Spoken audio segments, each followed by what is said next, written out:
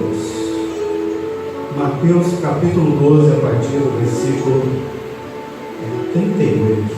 Mas é isso mesmo. Glória a Deus.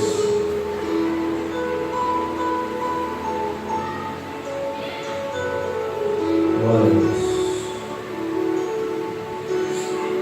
Vamos lá. Mateus capítulo 12, a partir do 39, diz assim: Mas ele lhes respondeu e disse: Uma geração má e adúltera pede um sinal, porém não se lhe dará outro sinal senão o do profeta Jonas. Pois como Jonas esteve 3 dias e 3 noites no ventre da baleia, ou do grande peixe, assim estará o Filho do Homem 3 dias e 3 noites no seio da terra. Os ninivitas ressurgirão no juízo com esta geração e a condenarão, porque se arrependeram com a pregação de Jonas. E eis que está aqui quem é maior, quem é mais do que Jonas.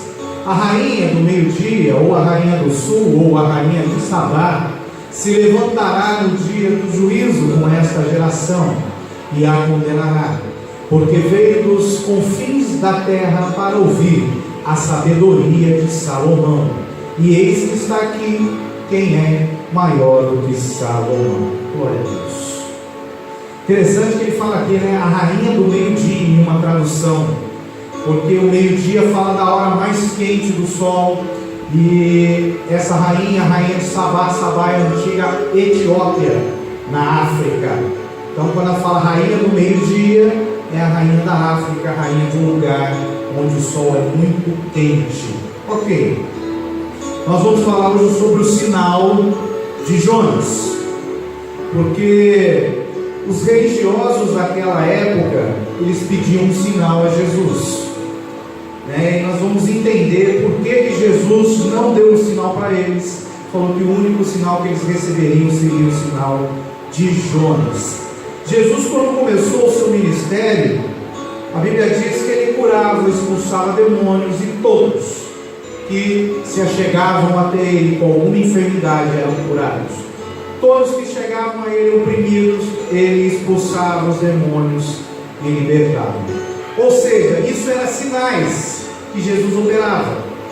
Jesus, ele dava pão para a multidão, ele dava cura, dava libertação para a multidão. Porém, os religiosos não estavam satisfeitos com o que Jesus Cristo estava fazendo. Por quê? Porque eles não tratavam Jesus como o Cristo. Jesus era apenas o Jesus, o homem Jesus, ou melhor, como eles diziam, o profeta Jesus. Cristo não é o sobrenome dele, Cristo é a missão que ele carregava aqui na terra, ou seja, o Messias, o ungido de Deus, o prometido de Deus, para trazer a redenção do seu povo. Então eles viam Jesus como um homem, como um profeta. Eles não viam Jesus como Messias, como Cristo. E o interessante é o seguinte: assim como Jonas não creu na mensagem que ele mesmo pregava, os religiosos daquela época de Jesus também não criam na Bíblia, não criam na palavra que eles mesmos pregavam. Jesus chegou ao ponto de chamar eles de hipócritas, que eles tinham que tirar a trave dos seus próprios olhos antes, né, de ajudar outras pessoas a caminhar.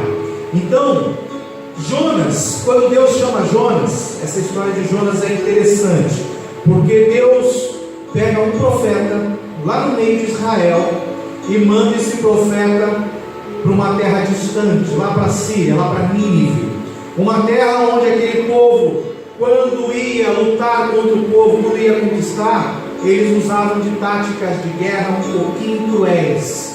Se tinha mulher grávida, eles pegavam uma espada com ela viva, abriam a barriga dela, tiravam a criança, matavam a criança com ela viva, vendo, e depois matavam ela.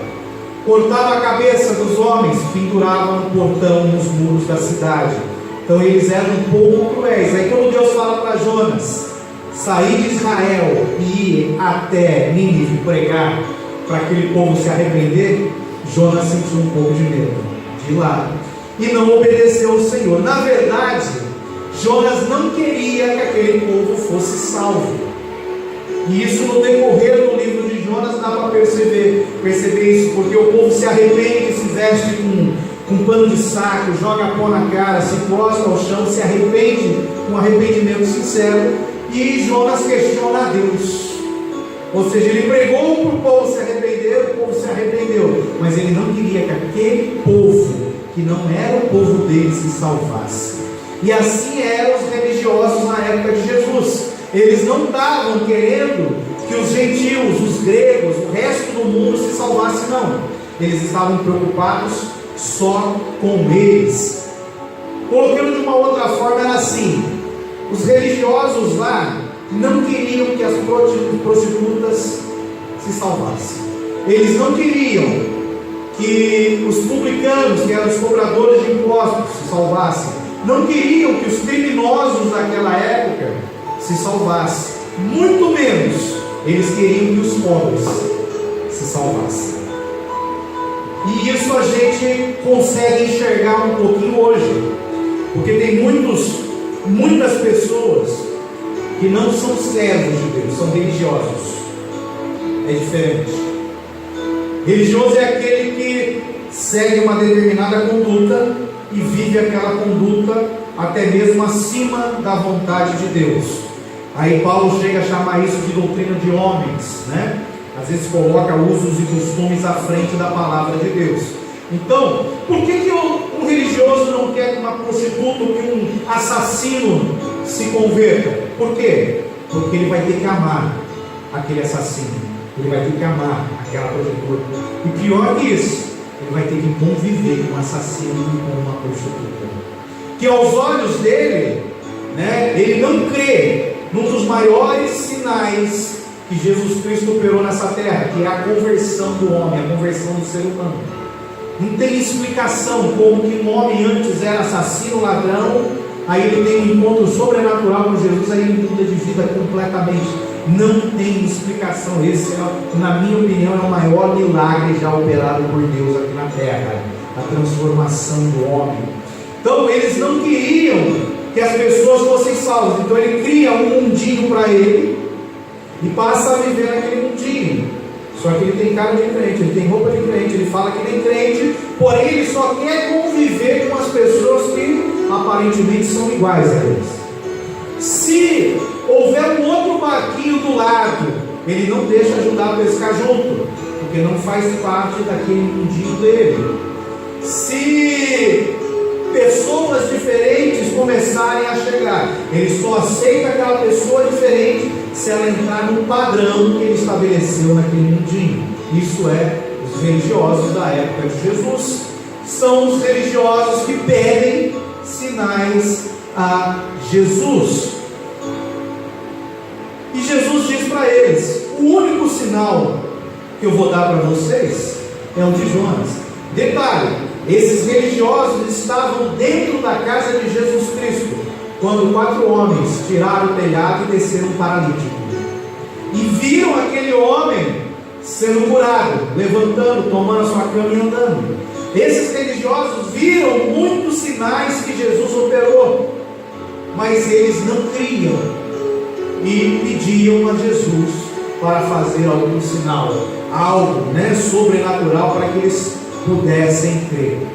E o interessante é assim, Deus, ele fala o seguinte: ele quer que todos os homens sejam salvos, todos os seres humanos sejam salvos. Não importa o que tenha que acontecer para eles serem salvos. Aí os religiosos falam assim: nós não nos preocupamos com quantidade, a gente não quer encher a igreja, a gente quer qualidade. Só que Deus quer que todos se salvem. Então não interessa a quantidade e qualidade, Deus quer que todos tenham a salvação. E por que eu estou falando isso? Porque nós temos que tomar muito cuidado para não assumirmos essa posição. Por quê? O crente, ele carrega aqui no Brasil um passado que não é muito legal. Se a gente voltar um pouquinho lá atrás na escola, na época da colonização, quando os nossos amigos portugueses chegaram aqui no Brasil, eles usaram de uma estratégia para conquistar o povo. Como? De dar presentes. E eles foram acostumando ao povo a receber presentes para eles conseguirem o que eles quisessem em troca. Então, quando chegava um estrangeiro, os índios já estavam ali esperando o presente. Eles queriam receber algo. E quando começou a chegar os primeiros missionários aqui no Brasil, a história conta que eles usaram de uma seguinte estratégia. Eles, quando chegaram, eles precisavam trabalhar para se manter, porque não tinha uma igreja lá fora com dinheiro para manter eles aqui. Porém, eles ficaram muito tempo sem ter muito fruto. Aí eles começaram a atuar com pessoas que já eram um pouco mais pobres, dando cesta básica. Então eles entregaram a cesta básica e aquelas pessoas começavam a ir até as casas onde eram realizados o culto. Então, primeiramente, a pessoa não ia à igreja por causa de Deus, ia porque ela ia receber algo em troca. Podemos chamar isso de uma estratégia de evangelismo? Podemos. O problema é quando isso vicia o povo. Então, desde lá da colonização, o povo brasileiro está acostumado com uma cultura de mendigo, de pedir, de querer receber algo em troca.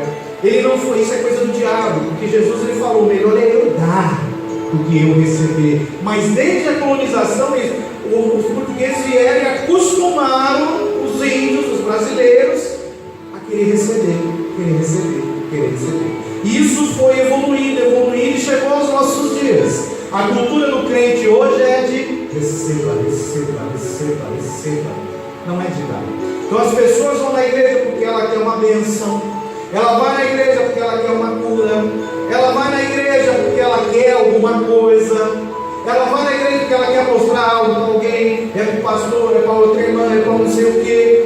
Por quê? Porque essa cultura de mendigo, de querer receber, receber, receber, escravizou, veio escravizando o povo desde a época da colonização e entrou dentro da igreja brasileira. Então hoje é muito difícil você ver um culto o crente botar a mão no bolso e entregar uma oferta, porque ele não vem no culto para dar, ele vem para receber, porque o diabo colocou isso desde a época da colonização e isso só foi crescendo, crescendo, crescendo na nossa cultura, infelizmente. Então nós temos que tomar cuidado. Jesus fala desse sinal de Jonas, nos deixando um alerta.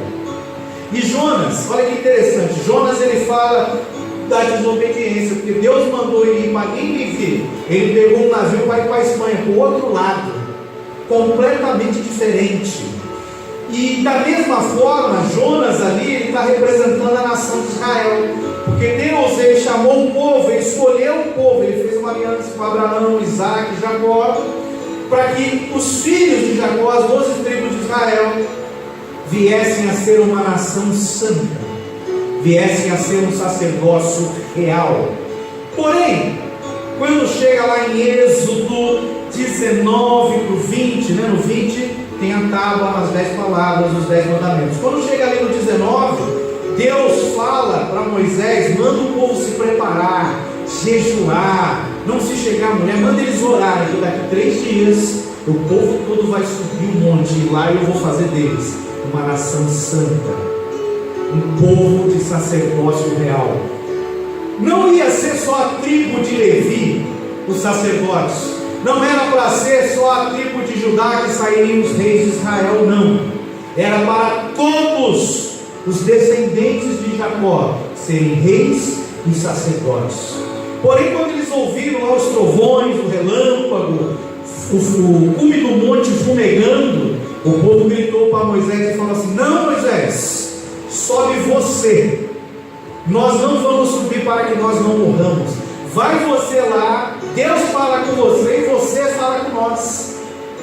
Neste momento o povo rejeitou a Deus. Aí Deus acabou escolhendo uma tribo para representar o povo, a tribo de Levi, a tribo dos sacerdotes, e a tribo de Judá para tirar a descendência real, porque o povo rejeitou a Deus. E o Deus chamou o povo. Qual era o papel de uma nação sacerdotal? Era levar Deus, levar a palavra de Deus para o mundo. Então Deus escolheu uma nação para evangelizar o mundo.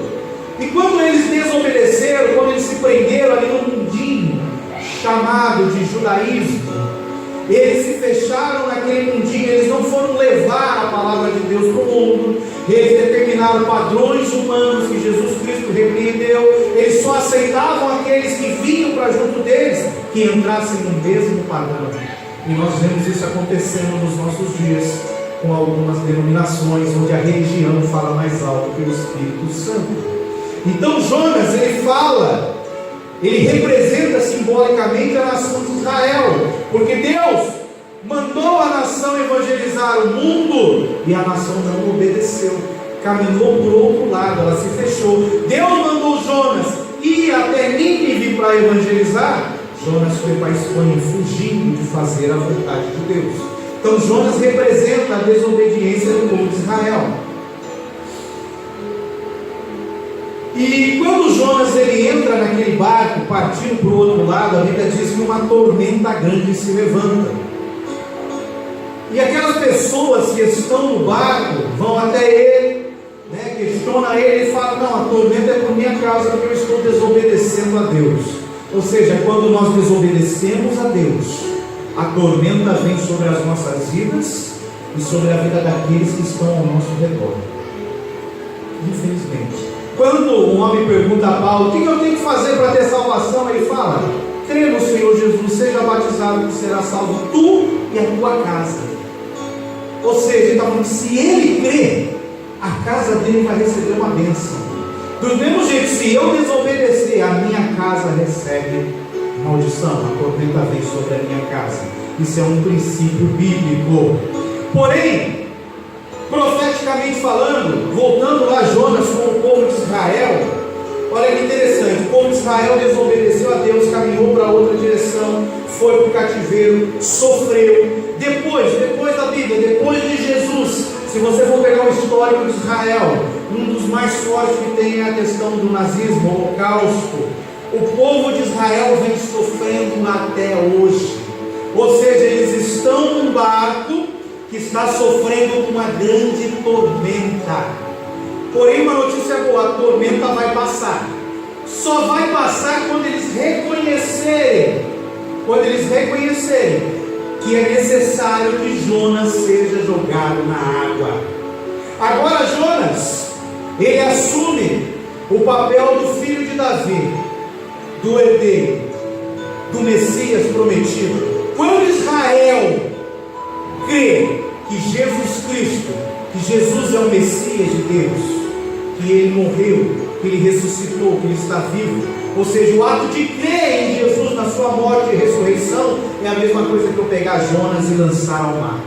Porque o que acontece quando eu lanço Jonas ao mar? A Bíblia diz que a tormenta passa, que a tribulação para, e eles começam a glorificar a Deus. Então, quando Israel reconhecer Jesus Cristo como seu Salvador, como Messias, o ungido de Deus prometido, a tribulação vai acabar. Porém, a tormenta vai ficando mais forte a cada tempo que passa. Por isso que Israel vai passar pela grande tribulação. A igreja vai ser tirada, porque a igreja já creu que o Jonas lançado ao mar 3 dias no ventre do peixe é Jesus Cristo, que morreria ao terceiro dia e ia ressuscitar. Então a igreja não vai ficar mais Israel, não creu ainda em Jesus. Eles vão passar pela tribulação, já estão passando, e a tribulação vai aumentar, porque a Bíblia chama da grande tribulação. Porém vai acabar a tribulação para Israel. A Bíblia diz que quando a igreja for tirada, vai vir um período que é 3 anos e meio de uma falsa paz. Porém, quando terminar esses 3 anos e meio, o anticristo vai se manifestar. E após esse período, Israel vai reconhecer que realmente Jesus Cristo é o Senhor, o Messias prometido. E ainda vão passar por mais um período de tempo, cerca de mais 3 anos e meio, de uma grande tribulação. Porém agora, eles vão passar pela tribulação, sabendo que Jesus Cristo é o seu Senhor. Mas a tribulação passa e eles entram no milênio. Então, essa figura de Jonas fala da desobediência de uma nação que eles precisam reconhecer que Jonas lançado ao mar, entrando no ventre do peixe, é a morte e a ressurreição de Jesus Cristo, para que eles possam vencer essa tormenta que se levantou e que vai ficando pior a cada dia no mar. Então, aí nós temos que entender que quando Jonas é jogado no barco, vem o refrigério. Quando eu tenho entendimento do que Jesus Cristo fez por mim na cruz do Calvário, eu começo a viver o refrigério de Deus na minha vida. Muitos costumam lá falar, né? Vem para a igreja que o sofrimento vai acabar. Chega de sofrer. Essa é a mensagem de muitas denominações. Chega de sofrer. Porém a Bíblia diz, Jesus disse que no mundo tereis aflições. O apóstolo Paulo diz que ele cresceu na fé mediante as tribulações que passou. E o escritor aos Hebreus, eu também acho que o apóstolo Paulo, disse que Jesus aprendeu a obediência por tudo que sofreu. Ou seja, o sofrimento não vai acabar, a aflição não vai passar. Porém nós temos Jesus Cristo conosco para nos ajudar a vencer o mundo. E o apóstolo Paulo fala, a vitória do mundo é a nossa fé. Pela fé nós vencemos o mundo. Então Israel precisa reconhecer essa morte sacrificial de Jesus Cristo, para que eles possam alcançar a salvação da alma deles. E o interessante é assim, analisando o contexto onde Jesus fez essa observação, a época que Jesus pronunciou essas palavras, nós entendemos que a morte não teria poder sobre Jesus, que ele ficaria 3 dias no ventre do peixe, e esse era o sinal que eles tinham que ver. Porém, nós vemos também que esses religiosos da época de Jesus faziam o papel do peixe da história de Jonas. Por quê? Porque Jesus Cristo veio, teve um ministério de cerca de 3 anos e meio. E por 3 anos e meio, a Bíblia diz que ele veio para os seus e os seus o rejeitaram. Por 3 anos e meio, eles perseguiam, maltrataram e tentaram matar a Jesus Cristo. Eles tramavam planos para matar o Senhor Jesus, ao ponto de levar ele à cruz, achando que agora eles iam conseguir. Porque qual era a visão? A visão não era de que Jonas, se fosse jogado do barco, viria o refrigério. A visão é do que o sumo sacerdote falou naquela época, que era necessário que um homem morresse pelo bem do povo. Mas ele não falou isso do bem, ele falou isso do mal. Porém ele profetizou o que iria acontecer com Jesus. Então era necessário que Jesus fosse lançado à cruz, por 3 dias morto, ressuscitasse, para que a humanidade tivesse salvação. Porém os religiosos lançaram Jesus no barco, não para que a tormenta parasse, mas no intuito de fazer o mal ao Filho de Deus, a um homem que estava pregando contra as doutrinas que eles mesmos criaram. Então temos que tomar cuidado, porque os religiosos da época de Jesus estavam fazendo o papel do grande peixe. E hoje muitos religiosos estão fazendo o papel do grande peixe. O que eles fazem? Vão lá e engolem os profetas de Deus, matam, apagam o ministério dos profetas de Deus, porque eles vivem na carne e estão cegos pelo diabo. Então nós temos que entender algo. Por eles não saber desfrutar dessa dádiva, desse presente de Deus que foi dado, Jesus Cristo, ao povo de Israel, porque primeiro ele veio para os seus. Por eles não saberem desfrutar desse presente de Deus, a Bíblia diz que a rejeição deles para com Jesus abriu uma porta para nós, os gentios. Gentil é todo aquele que não é judeu. Então nós somos os gentios, as nações gentílicas. Quando eles rejeitaram, a porta se abriu para nós. Se formos ver outra simbologia, nós somos a nação de Nínive, uma nação má, terrível, que não tem temor a Deus. Porém, quando Jesus Cristo veio pregar a mensagem de arrependimento, nós nos arrependemos e entregamos a nossa vida a Ele. É por isso que o texto que nós lemos diz que os ninivitas ressurgirão no juízo com essa geração e a condenarão. E a Bíblia diz que Jesus ele voltará com os seus santos para julgar aqui essa terra. Nós, os ninivitas, voltaremos com Jesus para julgar essa terra. Passa, junto. E olha que interessante.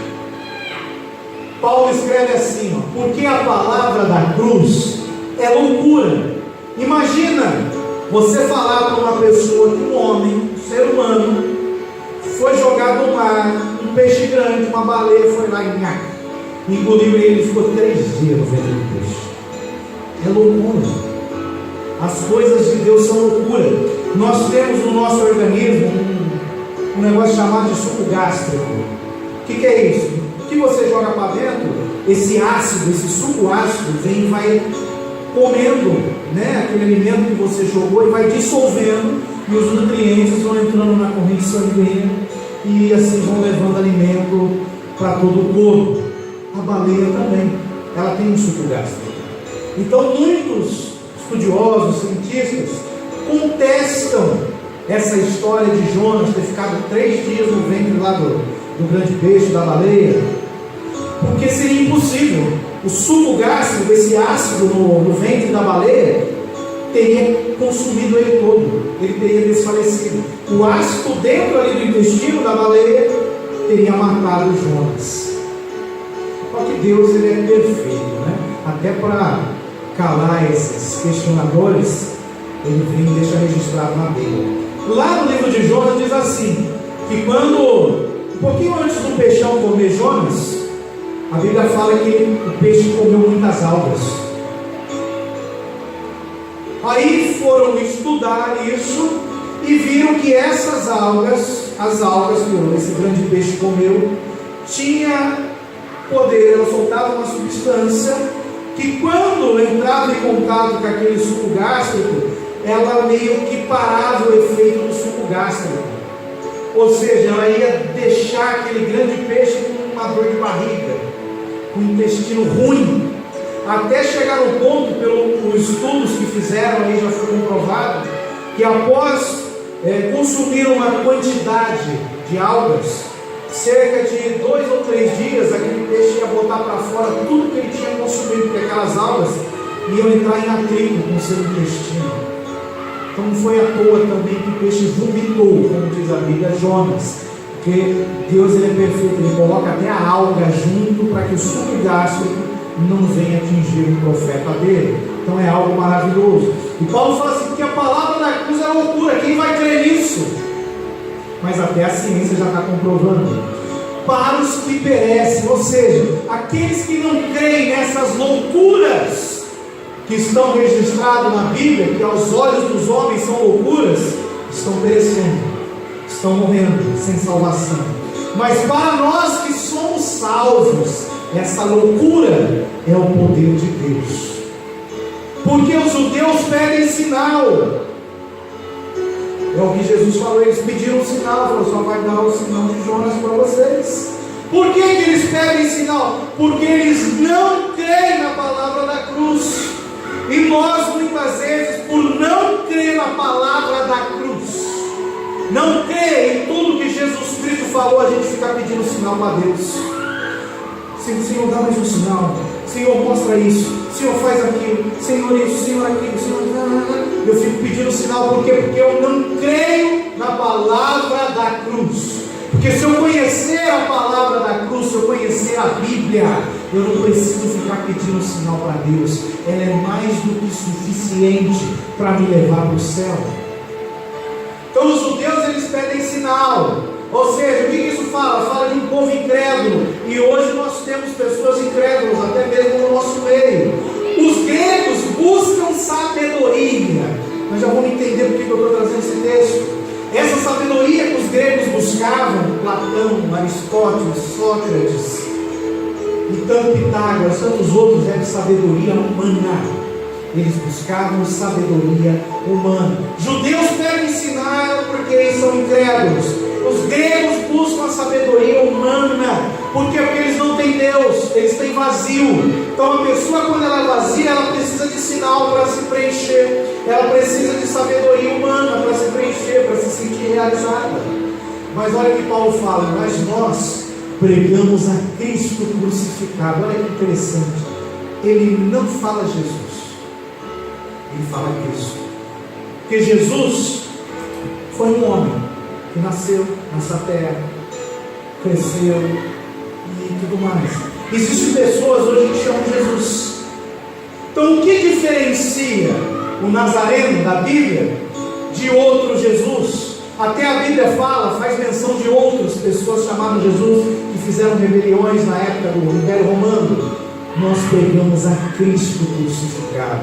É por isso que quando nós vamos orar, quando vai expulsar demônio, nós não falamos saia em nome de Jesus, nós falamos saia em nome de Jesus Cristo, o ungido de Deus, o prometido, o enviado de Deus, Yeshua e a Mashiach, Jesus, o Salvador, o Messias.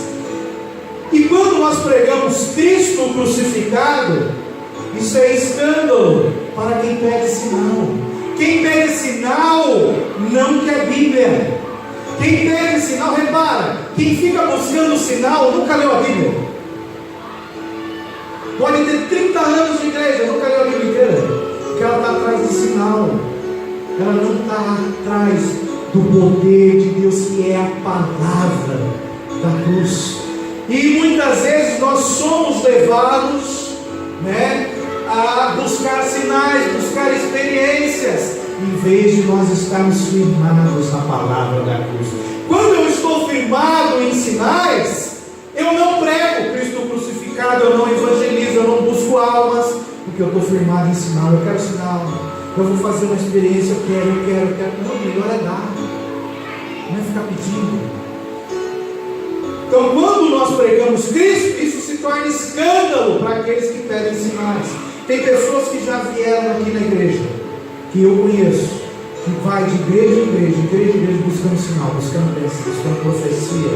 Mas quando você começa a falar contra pecado, quando você começa a pregar a mesma mensagem que Jesus Cristo pregou quando esteve aqui na terra, essas pessoas vão embora, elas vão. Por quê? Porque isso se torna um escândalo. Elas não querem o poder de Deus, que é a palavra da cruz. E quando nós pregamos, isso se torna loucura para os gregos, porque a sabedoria do mundo não consegue entender a sabedoria de Deus. Mas olha que interessante, ele fala: para os que são chamados, tanto judeus como gregos. Ou seja, no meio do povo de Deus tem judeus, não são aqueles que vivem de sinal, são aqueles que vivem da palavra. No povo de Deus tem os gregos, os gentios, não é aqueles que vivem de sinal, mas que vivem da palavra.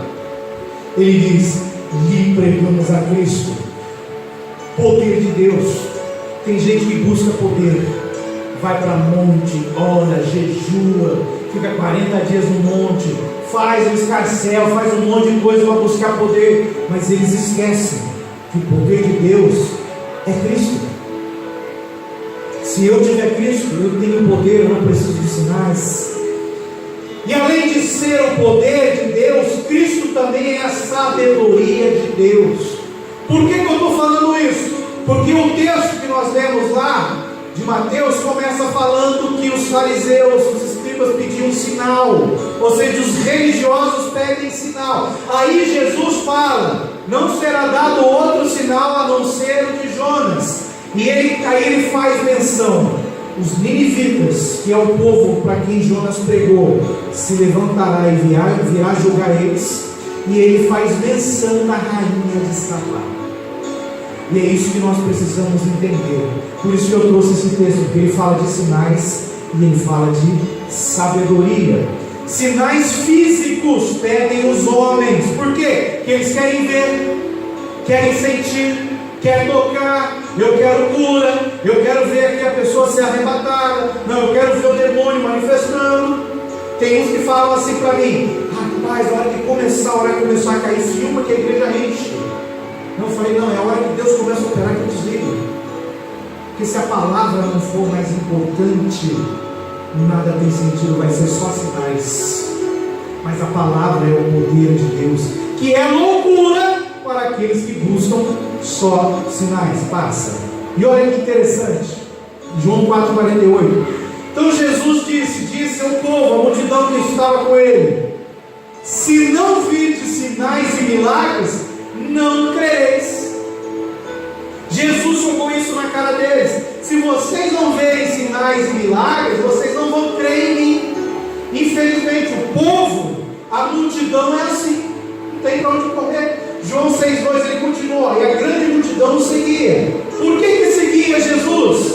Porque via sinais que operavam sobre os enfermos. Tem pessoas que estão na igreja que elas querem ver sinais, elas não querem Jesus, elas querem ver os sinais que Jesus opera. Pode passar.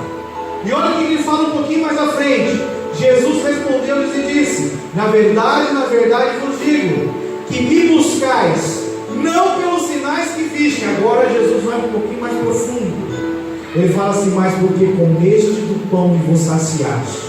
Se você olhar ali os versículos anteriores, Jesus tinha acabado de multiplicar pães para uma multidão comer. Então o que Jesus está falando? Vocês só querem sinais. Só que Deus operou 10 grandes sinais para o povo sair do Egito. Deus operou sinais enquanto eles estavam no deserto. O que aconteceu? Aquela geração toda morreu no deserto. Porque os sinais não vão levar ninguém para o céu. Quem leva para o céu é Jesus. Então se eu buscar sinal, eu vou morrer. E ele fala assim, mas porque comeste no pão e você saciaste no deserto? O povo falou: Moisés, nós vamos morrer, não tem água. Moisés, nós vamos morrer, não tem pão. Aí Deus faz sair água da rocha.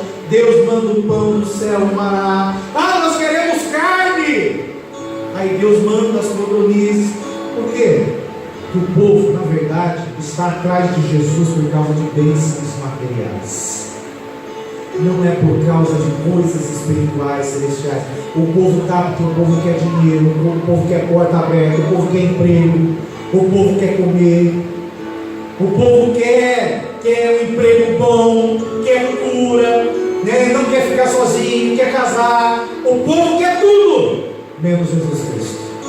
Porque para eu ter Jesus Cristo, a Bíblia fala: quem quiser vir após mim, tome a sua cruz, negue-se a si mesmo, venha após mim. Ou seja, eu tenho que negar o pão, eu tenho que negar meu emprego, eu tenho que negar tudo que eu quero, para eu poder verdadeiramente servir a Jesus.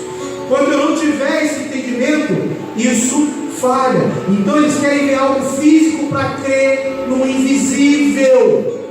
E infelizmente a fé não é por vista. E detalhe, tem gente que se pega a promessa, a palavra profética. Alguém foi e profetizou algo, ou Deus deu um sonho, aí você se apega naquilo. Eu tenho uma promessa de Deus. Tem muitos que falam que quem tem promessa de Deus não morre antes que a promessa se cumpra. Abraão tinha uma promessa de Deus e morreu antes de se cumprir. Isaac tinha uma promessa de Deus e morreu antes de se cumprir. Jacó tinha uma promessa de Deus e morreu antes de se cumprir. Moisés tinha uma promessa de Deus e morreu antes de se cumprir. Ainda tem vários outros. Porque lá em Hebreus capítulo 10, você vai ver que a Bíblia fala que nem todas as promessas de Deus vão se cumprir nas nossas vidas. Algumas vão se cumprir na geração posterior.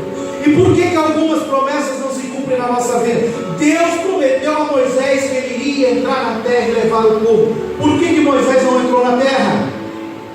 Desobedeceu. Deus perdoou ele da desobediência, ele se arrependeu, mas houve uma consequência, uma punição. Ele não herdou a promessa, mas a geração seguinte herdou. Então nós temos que entender que o que tem que fundamentar a nossa vida não é uma palavra profética, não é uma promessa, mas é a palavra da cruz, é a Bíblia. É naquilo que eu tenho que me apegar para eu continuar na presença do Senhor e ser vitorioso. Aí o interessante é assim: a maioria das pessoas querem sinais de Deus para desfrutarem aqui na terra de coisas que são passageiras, sinais para essa vida. Exemplo: por que eu quero uma cura? Por porque eu não consigo me levantar, eu ando de cadeira de rodas, aí eu vou na igreja, eu vou buscar a Deus para ter uma cura. Para que você quer a cura? Para que é essa cura? Para que é esse milagre? Para que é essa bênção? E nós temos que entender, se eu recebo uma cura e levanto dessa cadeira de roda, amanhã eu posso ser atropelado e morrer. Essa cura, ela durou por um determinado tempo. Porém, quando eu busco coisas que são eternas, elas duram para sempre. Por isso que Jesus fala da rainha de Sabá, que ela buscou Salomão para ouvir a sabedoria de Deus. O texto que nós lemos de Paulo, ele faz a citação de que Cristo é o poder de Deus e Cristo é a sabedoria de Deus. Isso também está falando lá em Provérbios 8. Agora eu te pergunto, você já viu alguém orar?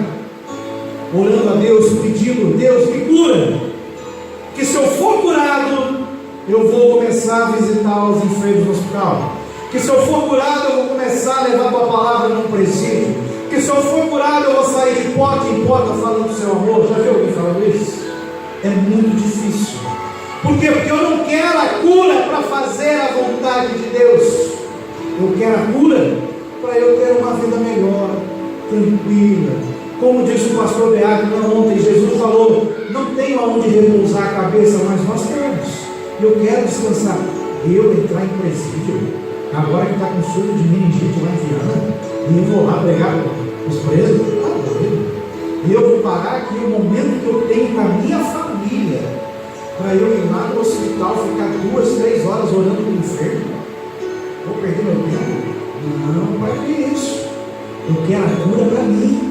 Eu não quero a cura para fazer a obra de Deus. Eu tive uma experiência que durante uma semana eu comecei a sentir uma dor muito forte nas costas, mas muito forte mesmo. Aí eu estava fazendo uma visita na casa de um irmão, a gente estava lá para orar, a dor começou a ficar tão forte que eu comecei a chorar na visita. E os crentes, todo espiritual, um chegou para mim lá e falou: Paz, a presença de Deus está forte, né? Você está quebrantado. Fui para casa chorando de dor. Aí no outro dia eu cheguei para o pastor.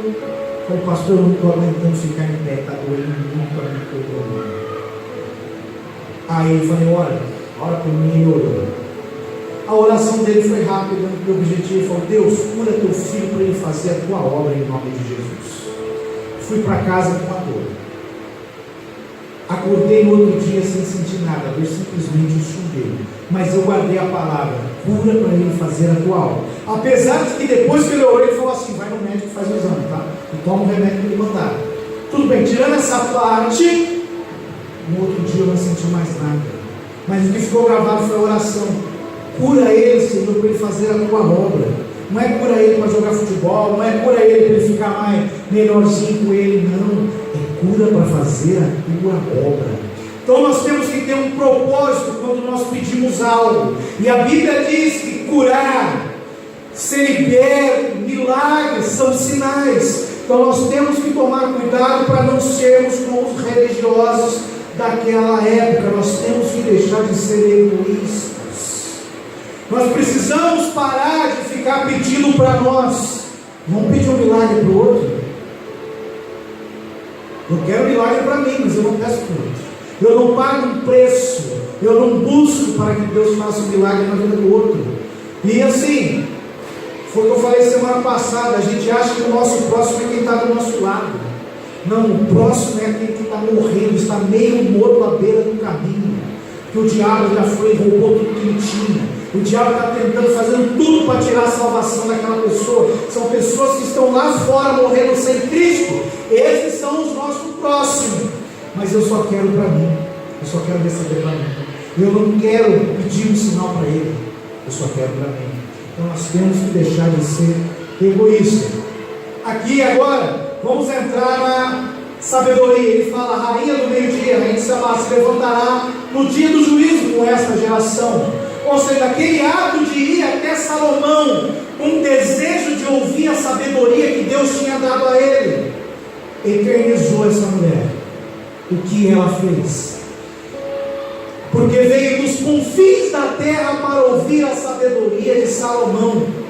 Imagine naquela época, 850, 900 anos antes de Cristo, pessoas saíram lá de baixo da Etiópia, na África, e ir subindo, até chegar no Oriente Médio, ali em Israel.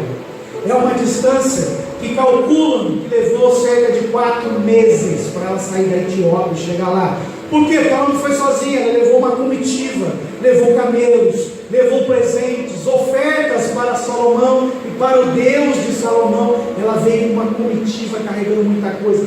4 meses para ela chegar em um culto. Ela andou 4 meses para chegar em um culto. Hoje o pessoal na África chega a andar 4, 5, 6 horas, às vezes até dias, para participar de um culto. E para a gente atravessar a rua, a gente reclama. E diz: eis que está aqui quem é maior que Salomão. Ela foi atrás da sabedoria. Olha o que a Bíblia diz: a sabedoria é a coisa principal. Adquire, pois, a sabedoria, emprega tudo que possui na aquisição de entendimento. Você tem dinheiro? Sabedoria custa dinheiro? Aplica isso. Busca a sabedoria, não a sabedoria do mundo, a sabedoria de Deus. Busque a sabedoria de Deus. Custa tempo? Invista tempo. Busque, porque é a coisa principal. E ele está falando: adquire a sabedoria, compra, toma para você a sabedoria. Passa mais um dia. E olha aqui, ó. Porque é melhor a sabedoria do que os rubis. Jesus está falando do sinal de Jonas. Fala de Nínive e fala da rainha de Sabá, que foi ouvir a sabedoria. Porque melhor é a sabedoria do que os rubis. Rubis é uma pedra preciosa de valor inestimável. Chega a não ter valor, né, de tão preciosa que ela é. Ele está falando: a sabedoria é mais preciosa do que o rubi. E tudo que mais se deseja não se pode comparar com ela. Nada nessa terra pode se comparar com a sabedoria de Deus. Aí olha que interessante, a gente usa esse texto fora do contexto, mas Jesus está falando de sabedoria. Ele diz assim: eu amo aos que me amam. Quem é a sabedoria de Deus que Paulo falou? Jesus Cristo. Então, eu amo aos que amam a sabedoria, e os que cedo me buscarem me acharão. Riquezas e honra estão comigo, assim como os bens duráveis e a justiça. Então tudo que a gente precisa está em Jesus Cristo. Jesus Cristo é a sabedoria de Deus. Eu tenho que aplicar todos os meus recursos para adquirir essa sabedoria de Deus na minha vida. Então temos que tomar cuidado. Ele ama aos que amam a sabedoria. Por isso que o temor ao Senhor é o princípio da sabedoria. Então ele ama os que amam a sabedoria, que cedo buscam, que fazem esforço para alcançar a sabedoria. E a sabedoria está onde? Está na palavra, está na revelação da palavra de Deus.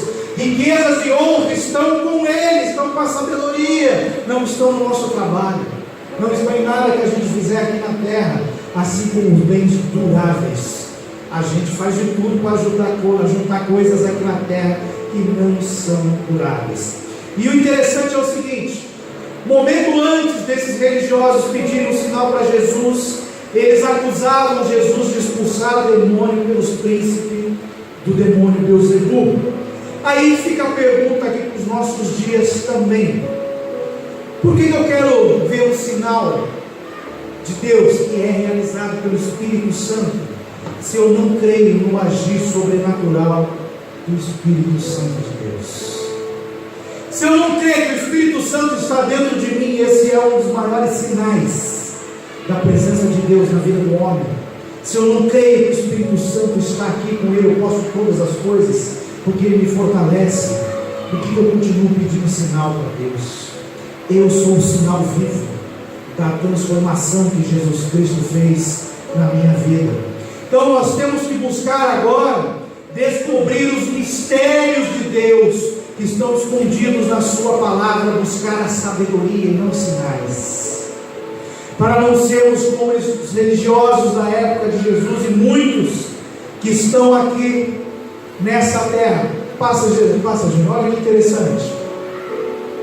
Ele diz assim: melhor é o meu fruto do que o ouro refinado, e os meus ganhos mais do que a prata escolhida, para que faça herdar bens permanentes aos que me amam, e eu encha os seus tesouros.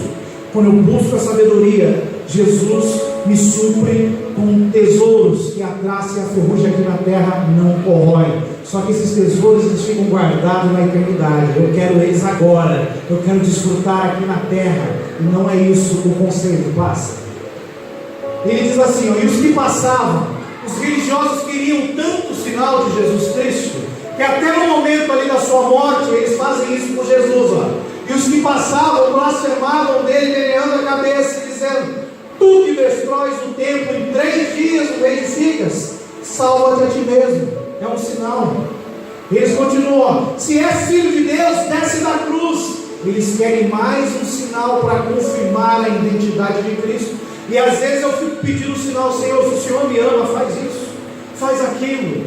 É a mesma coisa que os religiosos faziam, que levaram Jesus à morte.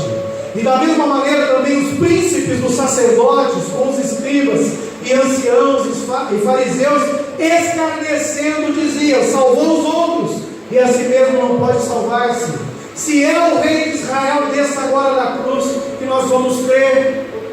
E nós às vezes fazemos isso: Senhor, se é da tua vontade mesmo, confirma para mim.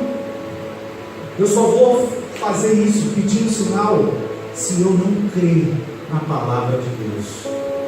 Às vezes eu não creio porque eu não conheço, às vezes eu conheço, mas eu não entendo. Aí eu vou tentar substituir a falta de conhecimento e a falta de entendimento, ou seja, a sabedoria traz o conhecimento e o entendimento divino. Por eu não ter a sabedoria, eu fico pedindo sinal.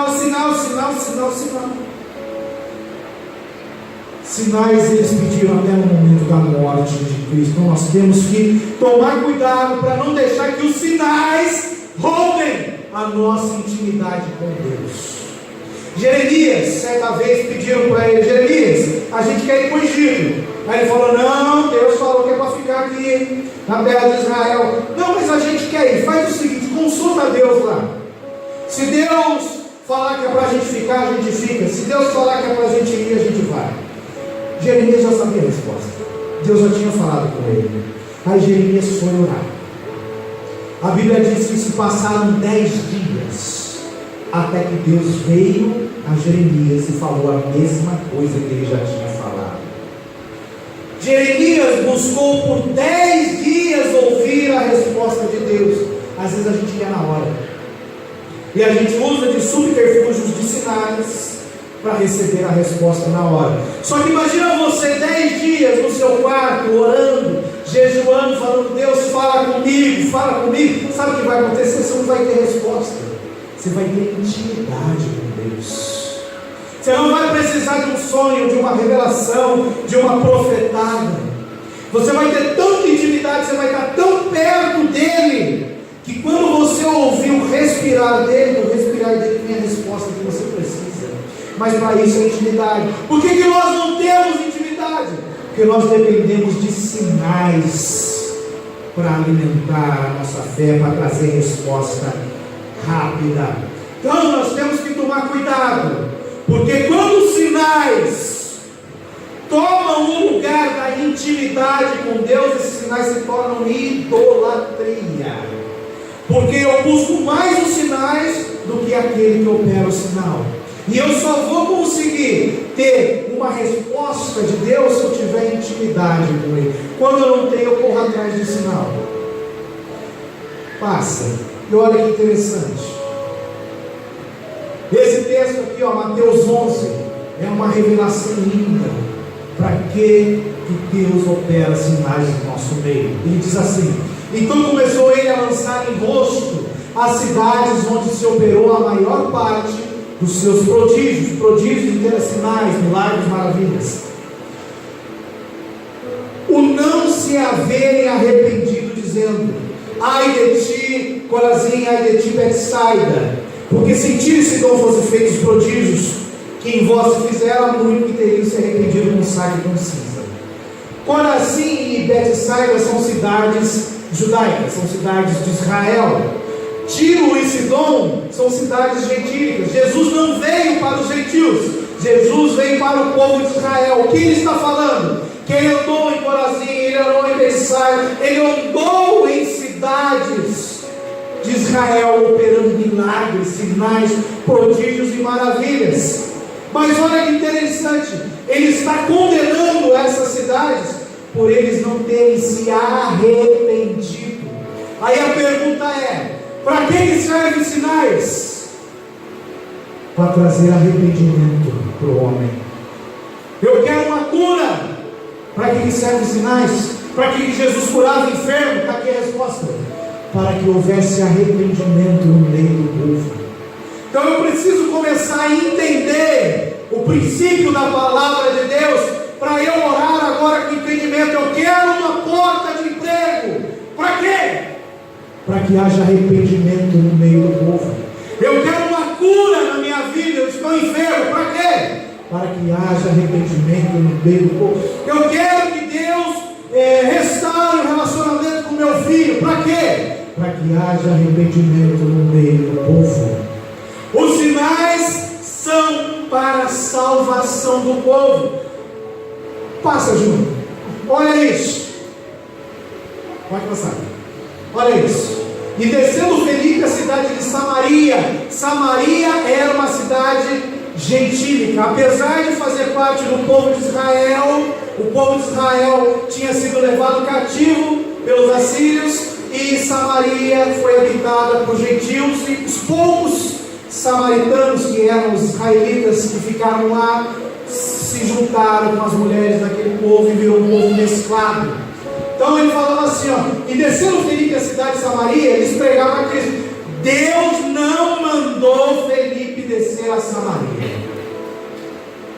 Deus mandou Felipe ir até o deserto pregar para o mundo, mas descer para Samaria Deus não mandou. Mas qual é a vontade de Deus? Todos sejam salvos. Como Felipe estava fazendo a vontade de Deus, não precisou de um sinal, não precisou fazer nenhum ritual para cumprir a vontade. Ele simplesmente desceu a cidade de Samaria e pregava a Cristo. Ou seja, para pregar a Jesus Cristo não precisa Deus mandar, Deus já mandou. E as multidões, olha que interessante, unanimamente prestavam atenção ao que Felipe dizia, porque ouviam e viam os sinais que ele fazia. Olha para que servem os sinais. Pois que os espíritos imundos saíam de muitos que os tinham, clamando em alta voz, e muitos paralíticos e coxos eram curados. Olha para que servem sinais. E havia grande alegria naquela cidade. Mas como cresce em Filipe, que lhes pregava acerca do reino de Deus, e no nome de Jesus Cristo se batizavam tanto homens como mulheres. Ou seja, os sinais de Deus é para trazer salvação, é para trazer arrependimento. Se eu estou pedindo para sinal para Deus, fora disso, eu estou sendo egoísta e corro um grande risco de, quando Jesus vier, eu ouvir Ele me dizer: não te conheço, passa. Agora, para a gente fechar, por que Jesus falou dos 3 dias, do sinal de Jonas? Ele fez menção aos religiosos, disse o exemplo de Nínive, que se converteu com a pregação. Também falou da rainha de Sabá, da importância da sabedoria. Agora eu te pergunto, por que ele usou o sinal de Jonas? O que significa profeticamente, diante da sabedoria de Deus, o sinal de Jonas? Olha isso, Efésios 4, 8 a 10. Por isso diz: subindo ao alto, levou cativo o cativeiro. Muitas vezes a gente lê esses textos e não entende, agora você vai entender. E deu dons aos homens. Ora, isto ele subiu, o que é, senão que também antes tinha descido às partes mais baixas da terra. A confusão. Aquele que desceu é também o mesmo que subiu acima de todos os céus, para cumprir todas as coisas. E aí? O que isso tem a ver com o sinal de Jonas? O que isso tem a ver em descer a parte mais baixa da terra e levar cativo o cativeiro? Passa. Vamos entender lá em Lucas 16, Jesus explica esse texto, e Paulo vem e traz a revelação do texto. Só que interessante, nas nossas Bíblias, quando começa esse texto, está escrito a parábola de Lázaro e o rico. Esse texto não é uma parábola. Só é parábola quando o próprio versículo menciona que é uma parábola. Se o versículo não mencionar que é uma parábola, é um texto verídico. Nesse caso foi contado por Jesus Cristo. Olha que interessante, ele diz assim: e aconteceu que o mendigo morreu e foi levado pelos anjos para onde? Para o seio de Abraão. Guarda isso, tá? Para a gente entender o que Paulo quis dizer em Efésios. Foi levado para o seio de Abraão. E morreu também o rico e foi sepultado. E no inferno, seio de Abraão no inferno, guarda isso, ergueu os olhos, estando em tormentos, e viu ao longe Abraão e Lázaro no seu seio. Passa. E clamando disse: Pai Abraão, tem misericórdia de mim, e manda Lázaro que molhe na água a ponta do seu dedo e me refresca a língua, porque estou atormentado nessa chama. Ou seja, o pobre estava no seio de Abraão, e o rico estava naquilo que é chamado de inferno, um lugar de tormento. Paz. Disse, porém, Abraão: filho, lembra-te que recebeste os teus bens em tua vida. Olha a bênção, olha o sinal para essa vida. E Lázaro somente males. E agora este é consolado e tu atormentado. E além disso, está posto um grande abismo. Esse é o terceiro.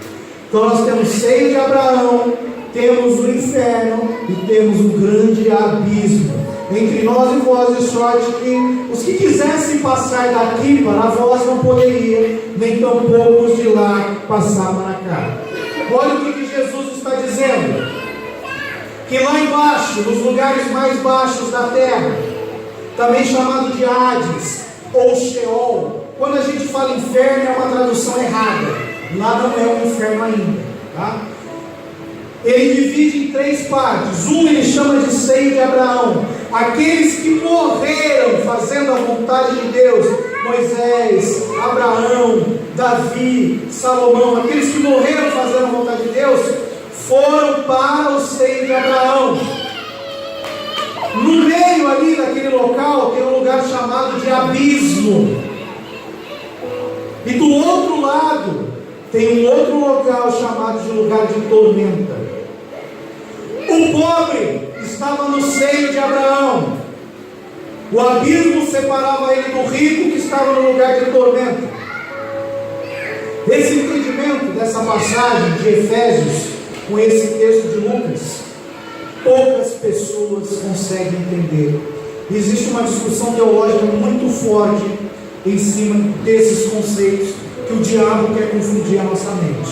Então eu tenho o seio de Abraão, onde estava o pobre, tenho o abismo que separa o seio de Abraão do lugar de tormento, onde o rico foi e era atormentado por espíritos, pela chama que queimava sem parar. Então o que isso tem a ver com Paulo dizer que Jesus Cristo desceu até a terra, a parte mais baixa, e de lá levou consigo, levou cativo o cativeiro? O que isso tem a ver? É assim: quando Jesus morre, quando ele entra no ventre do peixe, são 3 dias, né? Ele entrou na terra. Ali a gente fala também que Jesus cumpre o sábado, ele cumpre o descanso sabático, ou seja, o sábado inteiro ele estava ali morto na terra. Foi coisa assim maravilhosa. Porém, ele vai até a mansão dos mortos, até lá embaixo na parte da terra, e ele pega aqueles que estão no seio de Abraão e levam até a Jerusalém celestial. Eles tiram aqueles que tiveram salvação do Hades, que é composto de 3 compartimentos: seio de Abraão, abismo e lugar de tormento. Ele tira esses que estavam presos ali cativos, e ele leva os cativos, o cativeiro, até a Jerusalém celestial. Aí continua aqui no Hades, aqueles que morreram sem salvação estão sendo atormentados, esperando o julgamento do grande trono branco, para depois serem lançados no inferno. Aqui esse lugar de tormento, para quem morre sem Cristo, não é um inferno.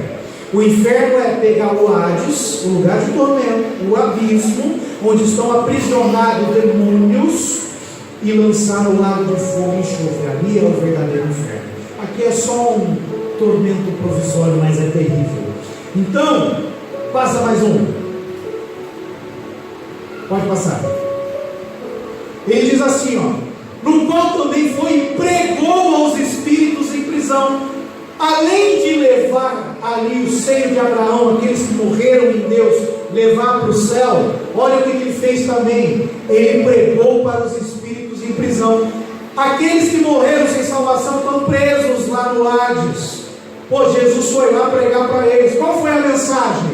Arrependam-se, pois é chegado o reino de Deus? Não.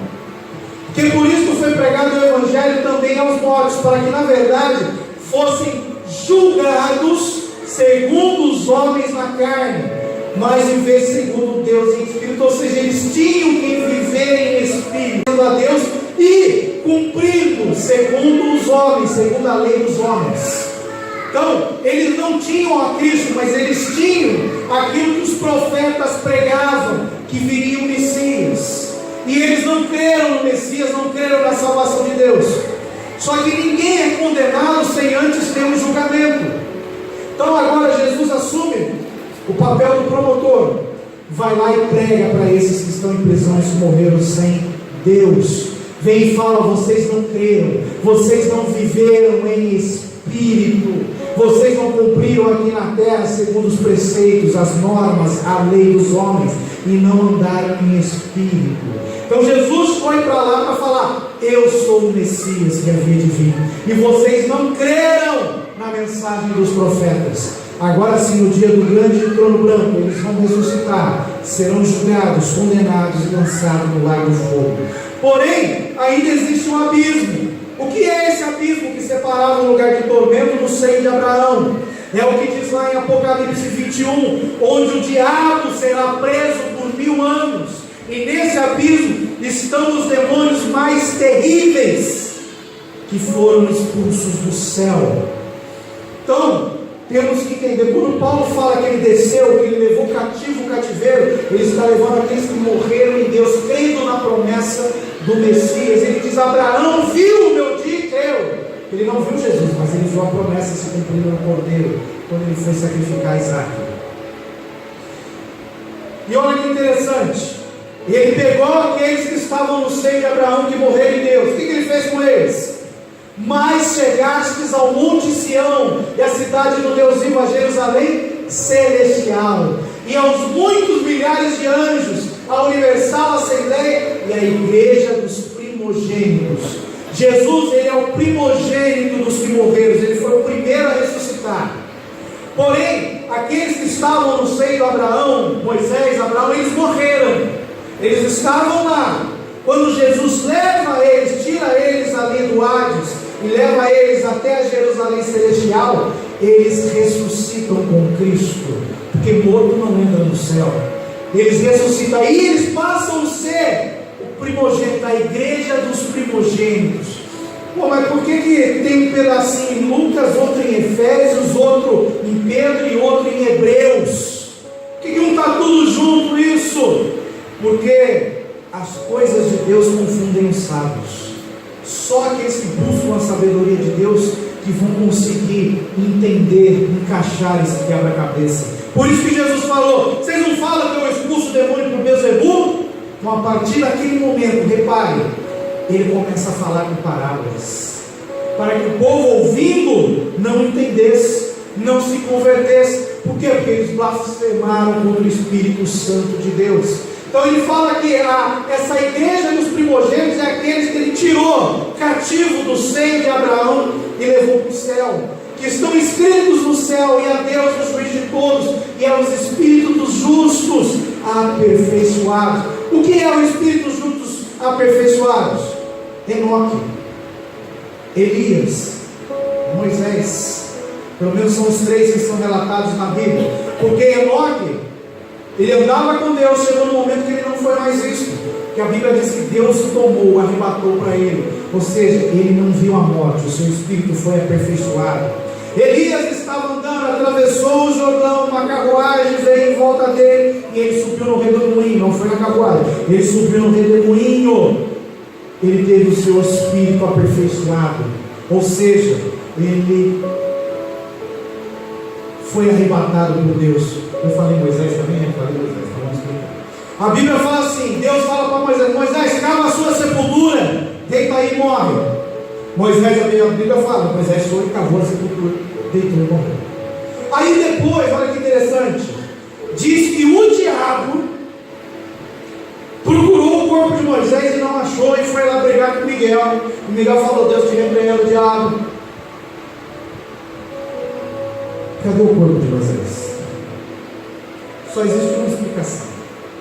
Moisés deitou, morreu, ressuscitou, voltou à vida, carne e osso, igual Lázaro, morreu, ressuscitou, e depois não se viu, não se achou mais o corpo, porque Deus o arrebatou para si.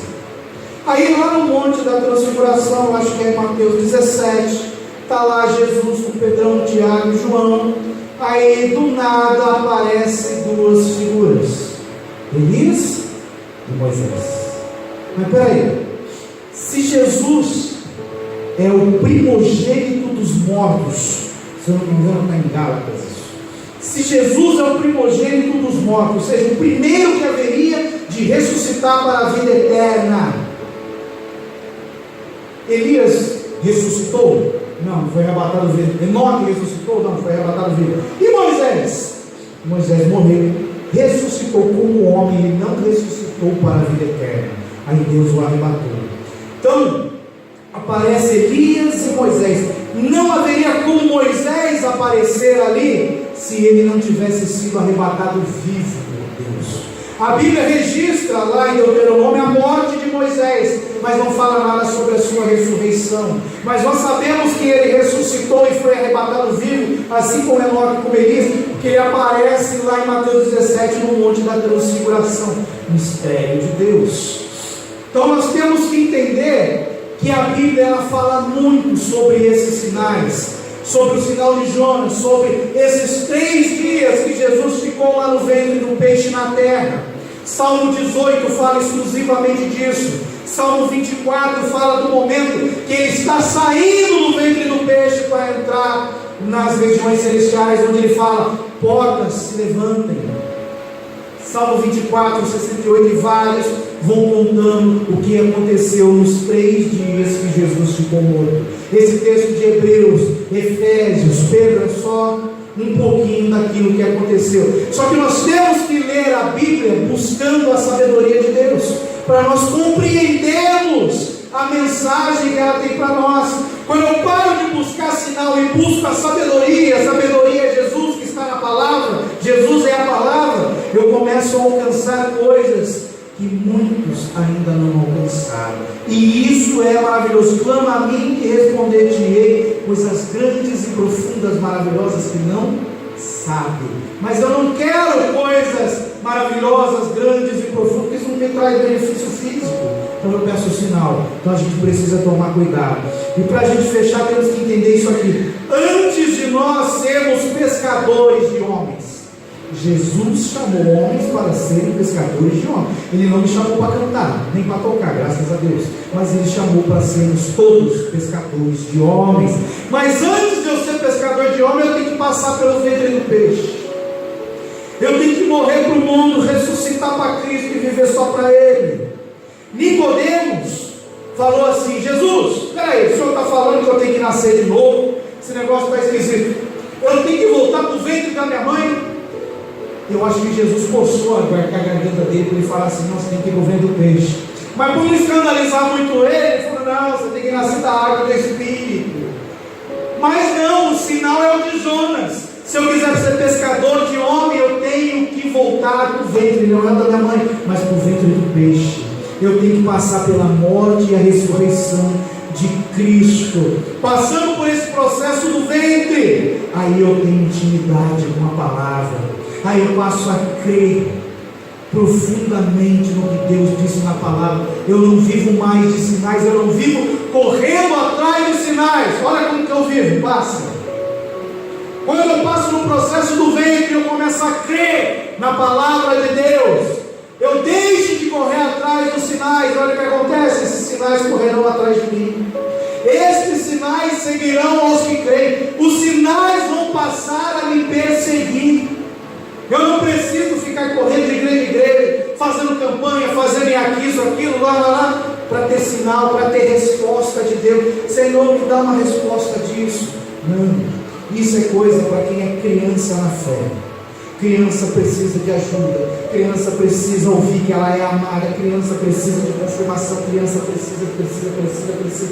Paulo falou: deixai-vos de ser criança, chega de leitinho, agora é alimento sólido, que só quando eu me tornar jovem que eu vou vencer o diabo. Enquanto criança eu não venço o diabo, não. Enquanto criança eu preciso de proteção dos pais para vencer o inimigo, o diabo. Mas quando eu me torno jovem, João fala em 1 João: jovem, sois forte, porque já venceste o diabo. Enquanto eu for criança, eu depender de sinais, eu não venço o diabo, porque eu só venço o diabo não com sinais, eu venço o diabo pela palavra de Deus. Foi assim que Jesus venceu no deserto, na tentação. Então ele fala: quando eu parar de buscar sinais e começar a crer na palavra, começar a crescer na fé, os sinais seguirão aos que creem. Em meu nome, primeiro sinal, expulsarão os demônios. Segundo sinal, falarão novas línguas. Isso aqui vai falar inglês, em inglês vai falar a língua dos anjos, a língua do céu, a língua que nós vamos falar quando a gente for arrebatado. Pegarão nas serpentes, e se beberem alguma coisa mortífera, não lhes fará dano algum, e porão as mãos sobre os enfermos e os curarão. Você crê que Jesus Cristo cura enfermo? Você crê que Ele te deu poder e autoridade para você botar a mão no enfermo e ele ser curado? Crer não é só crer, eu acho, não, eu tenho certeza. Crer é você ir lá e colocar a mão e falar: enfermidade, saia, seja curada agora em nome de Jesus Cristo. Isso é crer. Quando eu crer, eu tenho uma palavra e executo, isso é o crer. Eu agir em cima da palavra, porque Jesus é o verbo é ação, então eu tenho que agir. Quando eu creio, quando eu botar a mão sobre o enfermo, para ele receber a bênção, para ele receber a cura, para ele receber um sinal, aí o sinal vai me seguir, aí a cura vai vir. Ele, se não for convertido, vai ser curado. Os que estão perto deles vão se converter, vão se arrepender. Mas isso só vai acontecer, o sinal só vai me seguir se eu crer na palavra e agir. Os religiosos, eles não entendem o sinal de Jonas até hoje, mas os discípulos de Jesus Cristo, somente aos discípulos é concedido saber os mistérios de Deus. Vamos ficar de pé, vamos orar, encerrando esse período. Como diz o salmista, em algumas igrejas tem a palavra introdutória. Isso aqui vai ser a palavra encerratória. Salmo 27, versículo 4. Eu vou tentar ler esse Salmo 27 todo dia, todo dia. Vamos ver se eu lembro, se eu consigo. Salmo 27, 4 diz assim: uma coisa pedi ao Senhor e a buscarei. Não foi sinal. Que possa morar na casa do Senhor todos os dias da minha vida. Para quê? Para contemplar a formosura do Senhor. Ou seja, isso é adoração. Quero estar na casa do Senhor para adorá-lo, contemplar a formosura do Senhor. E a segunda coisa, e aprender no seu templo, aprender na igreja, aprender aqui na presença do Senhor. Então o culto, ele tem que ter adoração, e o culto tem que ter ensino. Esse foi o pedido de Davi, que tem que ser o nosso pedido. Então nós mandamos a nossa adoração, ofertamos a nossa adoração a Deus. Para quê? Para que nós possamos receber a sua palavra, aprender e executar. Vamos orar.